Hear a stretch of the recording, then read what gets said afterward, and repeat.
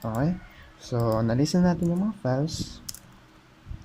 Next is to check natin. Check natin yung files. Kung folder ba siya or hindi. So, check file target there. Okay? So, gawa tayo ng empty list. Yan. Pagkatapos,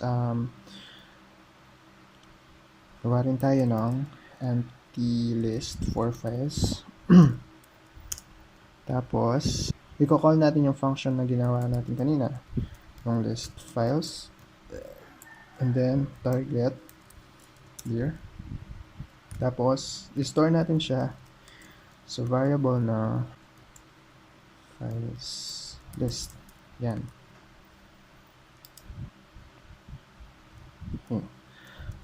Okay, so meron na tayong list ng mga files.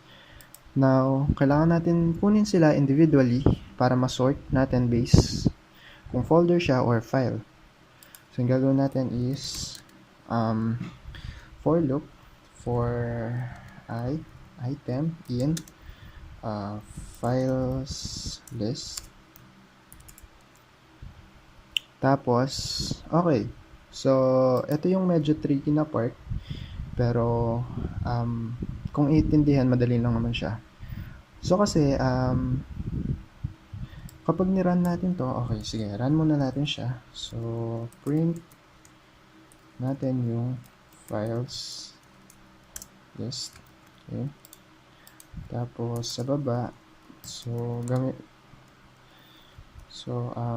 this is a good practice. So, def main, and then, so, hindi nyo naman kailangan gawin to.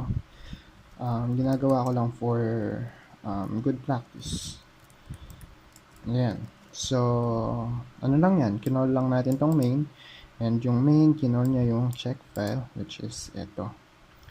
Try natin i-run. Okay? Ayan. So, ito yung output natin. And, kung wait, wala tayong directory. So, gawa muna tayo ng directory. Folder 2. And, run natin ulit. So, ayan na yung mga list of files natin. So, about PHP, ito siya. Yung contact.js, ayan. And, yung mga folder natin is ito. Folder 1 and folder 2. Pero, hindi natin alam if ito ba folder or file. Diba? Wala naman. Yup, pwede nating tignan based dito sa extension name. Like, kapag ito meron siyang .php means ano yan, file, or ito .js. Pero, yung ano kasi doon, yung problema kasi doon, what if meron tayong folder na merong dot? Like, for example, version yan. So, folder version 1.1.0 or something. Tapos, kapag niran natin, so, kagaya nito, folder, and then meron siyang version na something, tapos meron siyang dot. Well, mako-confuse yung program natin yon. Kasi, kapag dot is .0 and then .php, para mas lalong, diba? Makita natin talaga, so, .ph, and, ayan, mako-confuse yung program natin, and mahirap siyang gawin kung mag-base lang tayo dito sa file names nila. So, yung gagawin natin, para ma-check natin if folder yon or hindi, so, gagamitin natin yung method na ginawa natin earlier. So, ito yan, list files. Okay? So, paano yon? So, gawa tayo ng for loop. So, for I in files list. So, every item dun sa list, dito sa loob na to, yun yung gagawin natin. Gagamit tayo ng try and except. So, try natin na kapag nag-run yung list files na method natin, ibig sabihin, directory siya. Kapag hindi naman, kapag nagkaroon siya ng error, ibig sabihin, file lang siya. So, try natin, path.join. Okay? So, yung path.join natin, so from path.join, i-join nyo lang yung dalawang path. Like for example, yung target there natin, okay, is ito. Tapos, i-join niya o lalagay niya sa huli yung item. So, ang magiging ano niyan is ito. Tapos, maglalagay siya ng yung unang file name. So, for example, about that ph. Okay? So, gagawin niya isa-isa dun sa mga files natin. And, kapag gumana itong line na to, ibig sabihin, folder siya. So, gagawin natin is yung empty folders natin, ilalagay natin yung I. So, append is, ano lang siya, maglalagay siya ng item dun sa list. Okay? Now, natest na natin yung mga folders. Gagawin natin is, kapag merong error, ilalagay natin siya sa files. Files.append. Okay. So, ganyan lang siya.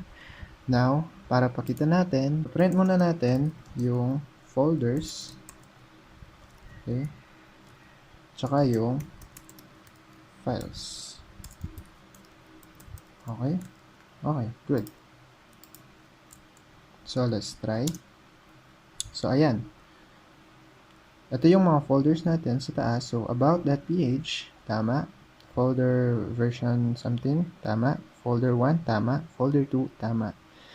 And then, ito yung mga files natin. So, about.php, hanggang dito sa test2.txt. So, tama naman sila. Okay? So, gawin natin is ilalagay natin sila. So, dictionary. And then, folders. Tapos is files. Okay? So, yan. Okay, so na-check na natin yung mga files. Let's proceed to the next method. So, yung next natin is i-check natin yung extension name. Kasi nga, di ba, kailangan lang natin is unique. Unique yung mga extension name natin. Okay, and kukunin na din natin yung mga extension name. So, def check ext target dir. So, for every method, meron yung target dir. Tapos, ext, so, extension list was through empty list. So, dito natin i-store lahat ng mga ext list natin. Tapos, again, files list is equals to, yan, dito na papasok yung check file. So, check file. Tapos, lagay natin yung target dir. And then, yung kung ano yung gusto nating kunin. So, in this case, hindi na natin kailangan, kasi yung ano natin, yung program natin, hindi niya papakialaman yung mga existing folders. So, kapag merong folders yan, wala siyang gagawin doon. So, huwag kayong mag-worry about sa mga folders. I-modify or yung i-move lang natin dito is yung mga files. Okay? Yan. So, after that, so, nakuha na natin yung mga files natin. So, file list, ito yung mga files. So, it's an array. List. Tapos, paano ba natin sila gagawing unique? Paano natin sila ipapasok doon sa ext list natin? Again, let's do a for loop. So, for I in files list, ext list. Okay. So, ext list that append. So, una is ilalagay muna natin sila. Ilalagay muna natin yung mga mga ext. So, hindi pa natin sila gagawing unique dito. So, that I is split. So, ayan. So, split is function to na i-split niya yung isang string based dito sa pinasa natin dito. So, in this case, i-split natin siya. Kapag meron siyang makitang period, i-split niya. So, like for example, dito sa about.php, yung mangyayari dyan is merong isang about and then merong isang php. and then naka-list sila. So, dalawang item yon.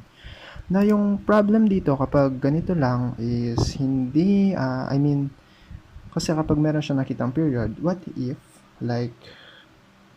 if meron tayong dalawang period sa isang file name. So, for example, yung dito sa contact.js natin, gawin natin siyang, let's say, .min. Okay? Minified. So, ayan. contact.min.js.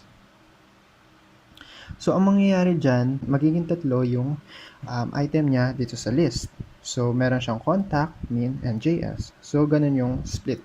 Now, para ma-solve yung problem na yon, i-append natin yung last. Okay?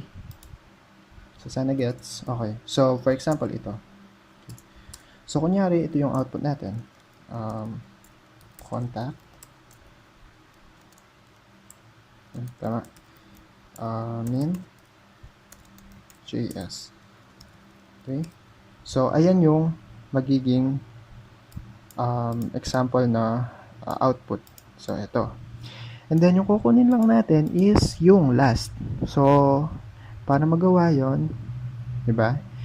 Ipapasa lang natin dito, lalagyan natin siya ng -1. So, -1 means babalik siya dito. Okay? So, ito yung 0, 1, 2. So, babalik siya dito. Okay? So, ito yung -1 natin. -2, then -3. Okay? So, yun. Okay. So, nakuha na natin yung extension name natin. Okay? Tapos, kapag nirun natin to, so, let's say print, and then check print natin yung ext list. Okay? And then, check ext. Ayan. Ito na yung output natin. So, una is PHP, tama. JS, tama. PDF, okay. Tatlong PDF, HTML, and so on.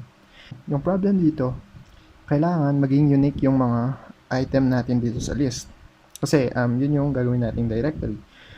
Dito tayo kukuha ng pangalan dun sa directory natin. And, hindi natin gustong gumawa siya ng ito, lahat ng to gawin yung directory kasi nonsense yung program natin.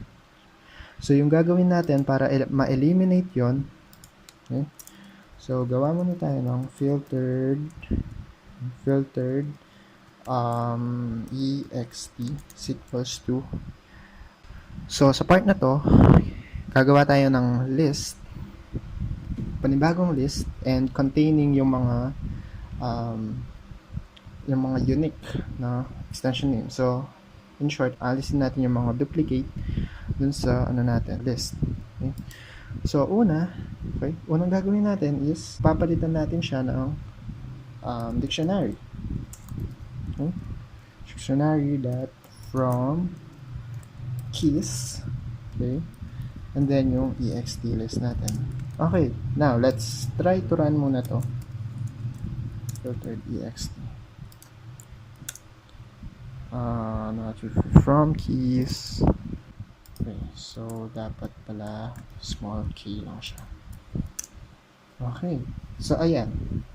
So ito yung output natin. So meron tayong key na unique sila. Kasi 'di ba, sa dictionary hindi pwede magkapareho yung dalawang or two or more ng mga key. So yung gagawin niya is aalisin niya lahat ng may duplicate key and i-return niya tong ganito.